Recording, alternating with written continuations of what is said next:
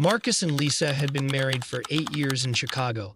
They lived in a cozy apartment near the waterfront, always talking about the day they would hear the pitter-patter of little feet in their hallway.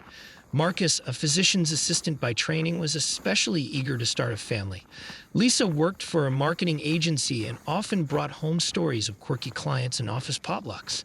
For the past year, they'd been trying for a baby, or so Marcus believed. They'd both visited doctors, run tests, checked their overall health, and found no medical reason for their failure to conceive. As the months dragged on, Marcus's hope became tinged with anxiety. One breezy Saturday, while sorting through a pile of winter clothes in a storage bin, Marcus found a small foil packet peeking out from under a sweater. When he looked closer, his heart jolted. It was a pack of birth control pills, half gone. Birth control, Marcus said aloud, confusion turning to a cold dread.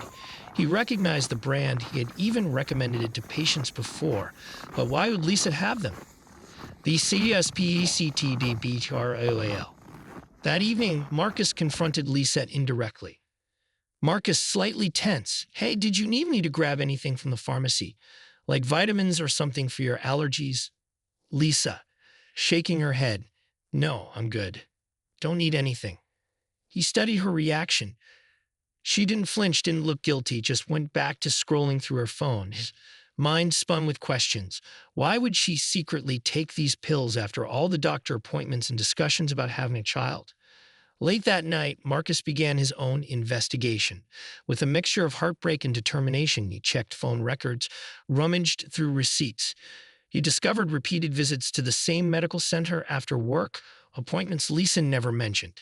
He found cryptic entries in her calendar app like pick up D at 5 p.m. or drop off prescription.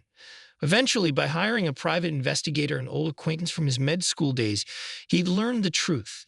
After her shift, Lisa regularly drove to that medical center, parked around back, and a man would come out. They would ride together to his townhouse in a quiet suburb.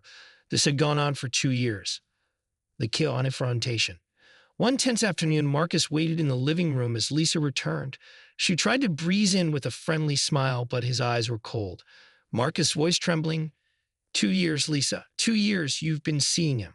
And to keep from getting pregnant, you've been taking birth control behind my back. Lisa, eyes widening. Marcus, let me explain. Marcus, explain what? That you've wasted 8 years of my life. That you're lying to me about wanting kids, about everything.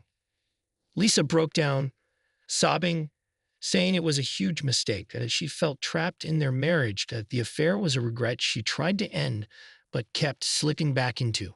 Lisa, between sobs who I was desperate. You have no idea how lonely I felt. But I love you. Please believe me. Marcus felt both fury and heartbreak tearing him in half. He told Lisa to pack her belongings. He placed a letter on the kitchen table detailing every bit of evidence he had. I lost 8 years with you, he wrote. If you can't decide who to be with, I'll decide for you. You have 1 week to leave. NDCSON and pain. Despite the letter, Lisa didn't leave immediately. She pleaded for forgiveness. She insisted the affair didn't erase her love for Marcus. Out of a twisted sense of loyalty or denial, he agreed to meet with her once more to talk things through at a nearby cafe. Marcus, head bowed, I hate what you did, but I hate feeling like this too. Part of me still loves you. Lisa, voice shaking, I swear it's over with him. I was confused. I was searching for something, but it's you I want. I promise.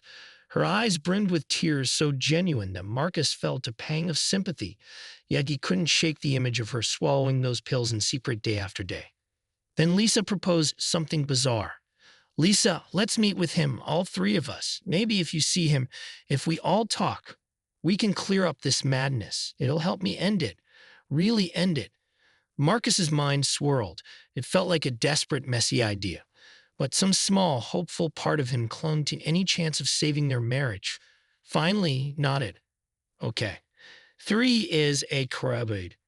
They met at a neutral spot, a lounge with private booths. Lisa's lover, Darren, was a lanky man with an uneasy expression.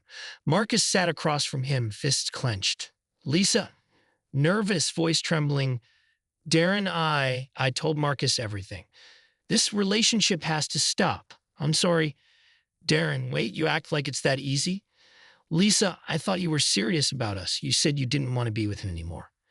Marcus's heart thundered. He stared Darren down, realization hitting him that the betrayal had layers upon layers. Enough was enough.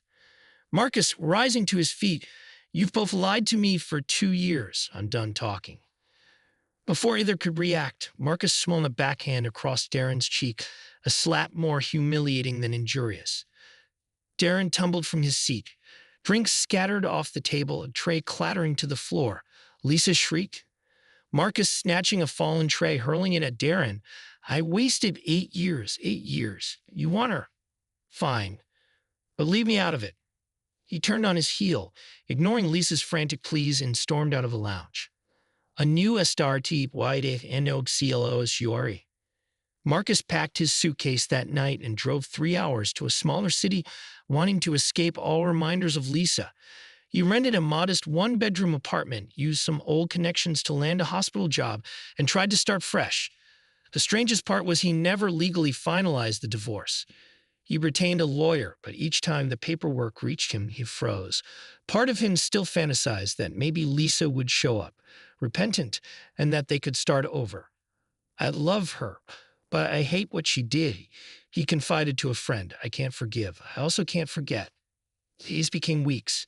He went on a few coffee dates, met women through coworkers, but each time he noticed how quick he was to question their loyalty. The bitterness clung to him. He'd smile politely, only to retreat at the slightest sign of closeness. Marcus, late-night phone call with a friend. "I see her face in everyone I meet. I can't let another person in. It's exhausting." Months slipped by. Marcus threw himself into work, saving up money, pushing thoughts of Lisa to the back of his mind. Occasionally, she'd send a message. Tentative apologies, updates about her own regrets, but he rarely replied. He needed space, and that meant a cold silence. He still hadn't signed the final divorce decree, perhaps out of unresolved love or fear or both. His friends insisted he move on, legally and emotionally. Yet every time he held a pen over those documents, his heart gave a painful squeeze. Would he ever forgive her? Could he possibly return to that life? He didn't know. And so, for now, he remained in limbo, shattered by betrayal, longing for closure, yet unable to make that final cut. EPILOGE. Marcus sits alone in a small diner one night, stirring sugar into his coffee. The ring on his finger is gone, but a faint tan line remains. A text from his lawyer pops up, reminding him the divorce papers still need his signature. He exhales a weary breath. "I'll sign them eventually," he murmurs, to no one in particular. Just not yet. He's stuck between heartbreak and hope, between yearning and the raw sting of betrayal. Life, it seems, doesn't always end neatly. Sometimes the door to the past remains half open, leaving a man unsure whether to bolt it shut forever or step back inside.